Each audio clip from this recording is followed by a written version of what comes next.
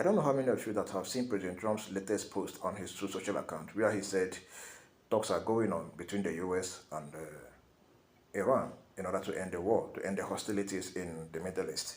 He also went further to say that based on the conversation, the tone and manner with which the conversation is going on, he has ordered the Secretary of War, Pete Hegseth, not to carry out any strike on Iranian nuclear power plants. You know, less than 48 hours ago, President Trump threatened to strike Iran's nuclear power plants if they fail to open the Strait of Hormuz. Less than 48 hours, less than 2 days, he made this statement.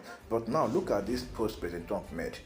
He said for over 2 days, they have been having a conversation with the side of Iran. President Trump still came out and gave this 48 hours ultimatum to Iran. Does it really make sense? How can you be having a very peaceful talk with Iran, like President Trump said?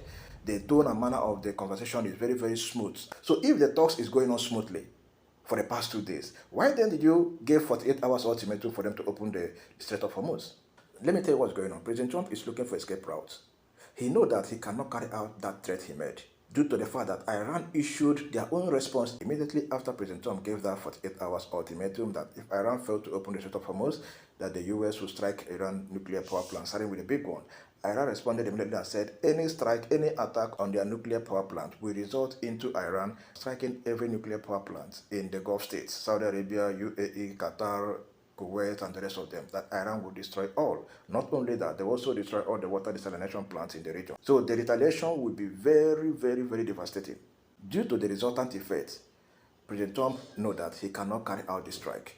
The situation in Iran is right now, they don't care what you're going to do to them. They are not afraid of death, they are not afraid of destruction, but they must make sure you go down with them.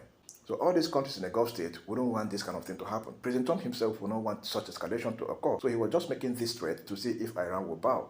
But Iran is not backing down. Iran is not even showing any sign of weakness. And 48 hours is almost approaching. Right? It would be embarrassing at the end of the 48 hours President Trump failed to carry out the strike on Iran nuclear power plant. So this whole thing is an escape route for President Trump. Because people are going to say, oh, you made a threat, you did not go on with your threat, 48 hours is already here, nothing is happening, you didn't bomb Iran nuclear power plant and the rest of them.